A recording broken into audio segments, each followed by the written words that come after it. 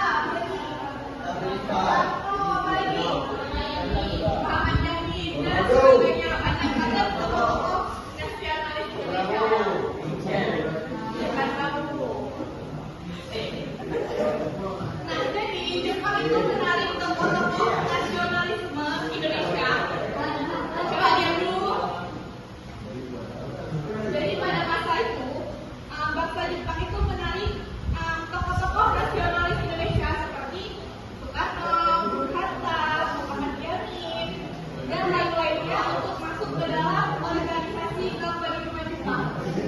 Apa aja organisasi kependudukan Jepang?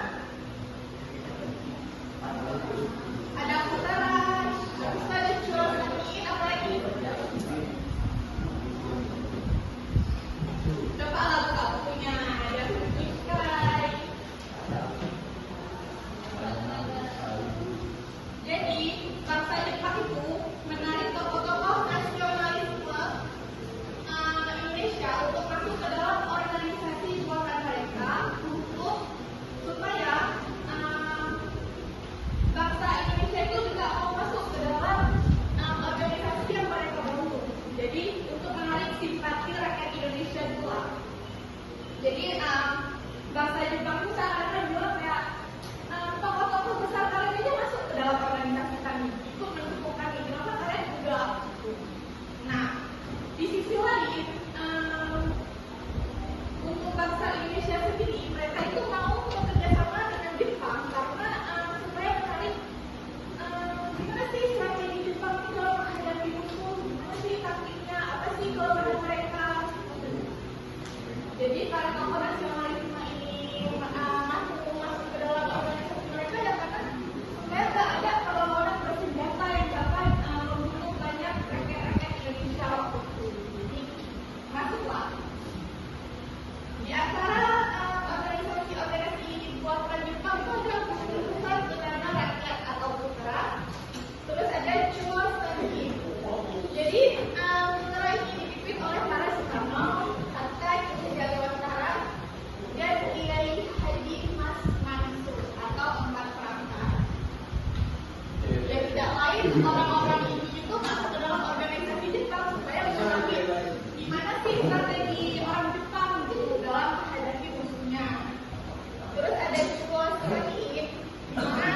Chuo Senki ini adalah dewan pertimbangan pusat yang menjadi bahan wadah aspirasi masyarakat Indonesia waktu itu, yang berfungsi untuk memantau kebijakan Jepang dan menyuarakan kepentingan rakyat Indonesia. Nah, selain gerakan kooperatif ini ada juga gerakan bawah tanah. Ada yang tahu apa gerakan bawah tanah? Kenapa disebut gerakan bawah tanah? Ada yang tahu nggak? Pernah dengar nggak? Apa mereka melakukan perang di bawah tanah? Namanya disebut gerakan bawah tanah. Ada yang tahu nggak?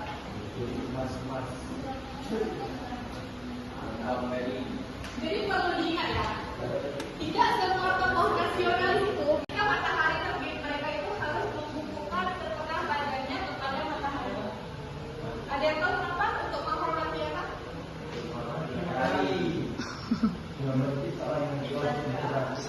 Jadi ini dilakukan untuk menghormati Kaisar Tito atau yang dipercaya Kaisar Tito ini adalah keturunan dari Dewa Matahari. Jadi setiap pagi rakyat Indonesia itu harus kayak gini dan diiringi oleh lagu kebangsaan Jepang Inigayo.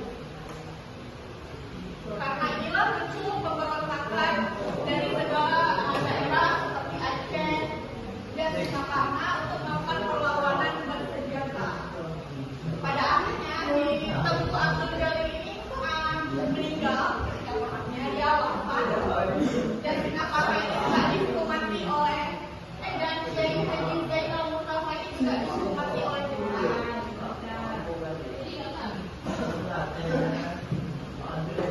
Ada yang tahu? Kalau yang tahu katakan ya. Iya tahu.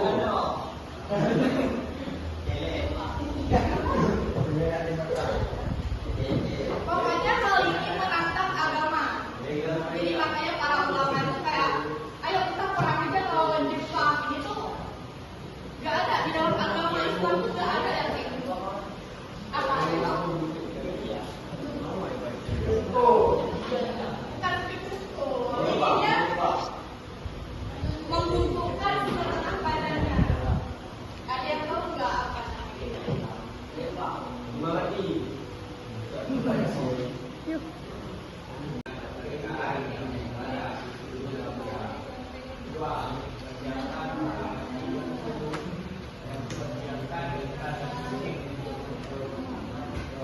Coba yang depan.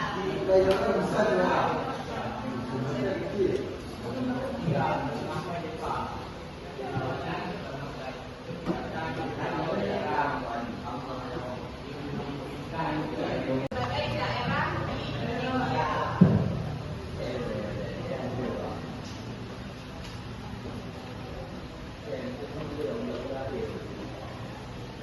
Jadi strateginya ada 3. Jadi materinya sampai itu aja. Saatnya kita penugasan.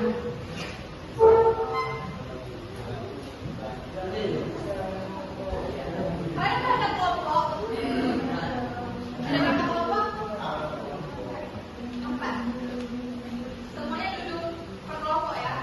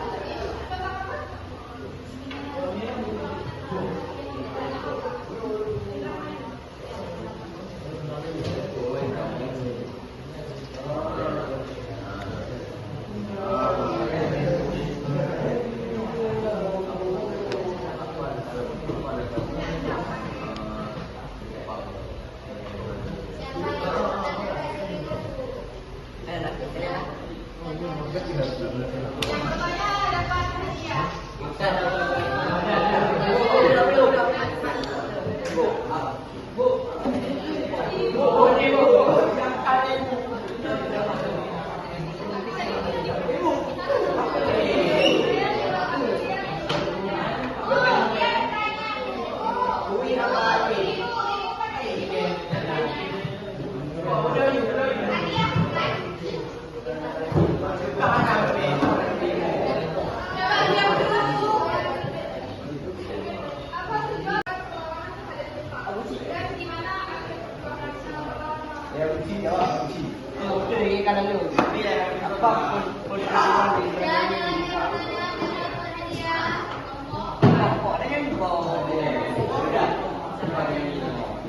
Apa arti perlawanan?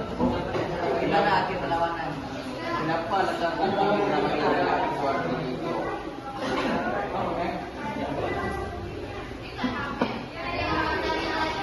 Kok tidak?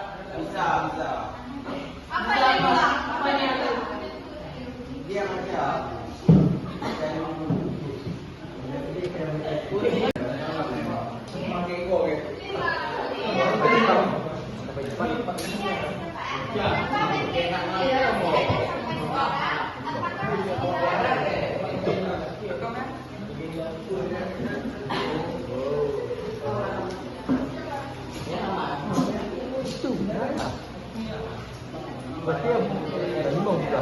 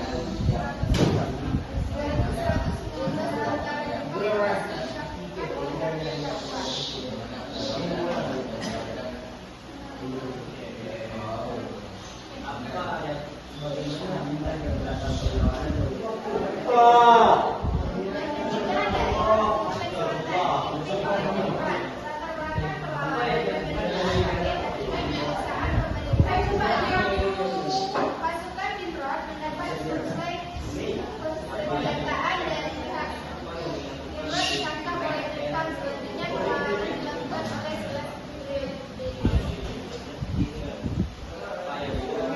ini yang disampaikan apakah ada pertanyaan?